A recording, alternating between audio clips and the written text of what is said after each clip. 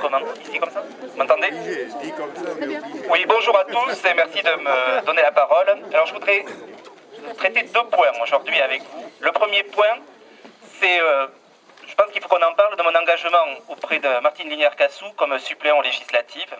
Alors, je veux dire, Arbus est engagé contre cette pôle rond depuis très longtemps. Je crois que la première délibération que nous avons prise était en septembre 93. J'étais conseiller municipal, je n'étais pas encore maire. En 95, j'ai été élu maire. Nous avons maintenu le même combat avec les conseils municipaux qui se sont succédés. Donc depuis 20 ans, nous nous battons contre cette route, alors qu'il y a des communes qui hésitent encore à délibérer pour ou contre. Mais nous, il y a bien longtemps quand même qu'on a pris position. Et je ne vais pas remettre en cause ce combat, loin de là. Depuis 20 ans, nous nous engageons et je maintiendrai mon combat, comme je le dis, contre cette voie. Et sachez que quand même, il y a eu débat avec Martine Lignard-Cassou avant de prendre cet engagement. J'ai demandé et j'ai exigé de pouvoir maintenir ma position et de continuer à défendre mon village contre ce projet pharaonique. Donc je pense que nous n'avons pas les moyens de le payer. On parle partout de restrictions, de plans de rigueur. Je pense que le Conseil général, à un moment ou à un autre, lui aussi sera concerné et sera amené à faire des économies. Et on ne peut pas continuer à prendre en otage des territoires comme on le fait depuis de nombreuses années, depuis 20 ans. Ça, c'est le premier point. Le deuxième point, on en est où de cette route? Alors, pour l'instant, on n'a pas énormément d'informations. Nous rencontrons avec quelques maires demain le conseil général. Le président devait nous recevoir, il nous fait faux bon, donc courage fuyons, hein, voilà. Donc on sera reçu par le représentant de la commission et ainsi que le syndicat mixte. Vous vous rappelez qu'il y avait un arrêté préfectoral qui avait été pris pour pouvoir pénétrer dans les propriétés pour faire les sondages et les carottages.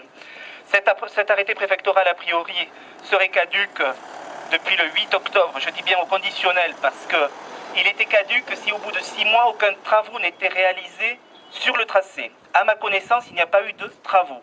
Donc, pour moi, il est caduc. Mais un arrêté préfectoral, il peut être repris dès que le préfet le décide.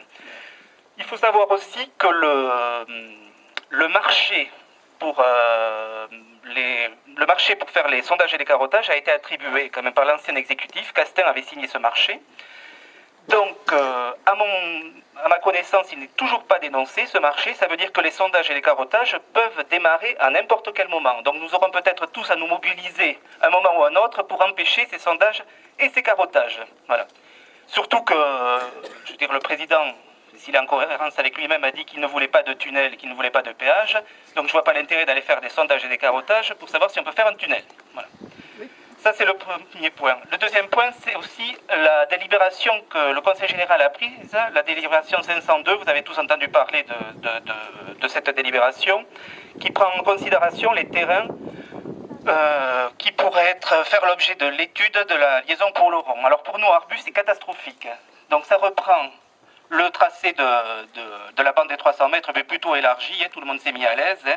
Ça fait plus de 300 mètres, 400 mètres, on traverse les coteaux de manière très élargie, quoi, pour une route d'intérêt local. Je rappelle qu'une route d'intérêt local, c'est ce qu'annonce le Conseil général, c'est une route qui est plus étroite que celle-ci. Hein. Donc 300 mètres de ce côté, 300 mètres de ce côté, 260 hectares de la commune qui sont gelés, soit 20% du territoire. C'est inadmissible. Et ça, on ne peut pas l'accepter. Et on se battra jusqu'au bout pour cette aberration. Voilà. Donc nous voulons rencontrer demain le Conseil général pour faire part de notre aberration et injustice. Voilà. Et alors, on a aussi essayé de mobiliser nos collègues maires qui sont sur le tracé. Hein. Alors, je ne vous cache pas que c'est difficile. Hein. C'est difficile. Après Aubertin, c'est compliqué. C'est compliqué. Donc, je crains que demain, nous ne soyons que 4 communes représentées. Donc, Poix-de-l'Escar, Arbus, Artiguelouve et Aubertin. Nous organisons une conférence de presse jeudi prochain, ici à Arbus. Nous avons travaillé sur un texte commun qui sera présenté à la presse. Voilà. Je crois que nous vivons là 15 jours fondamentaux contre ce projet. Il faut rester mobilisé, présent et faire le maximum avant la session du 16 décembre. Voilà, je vous remercie.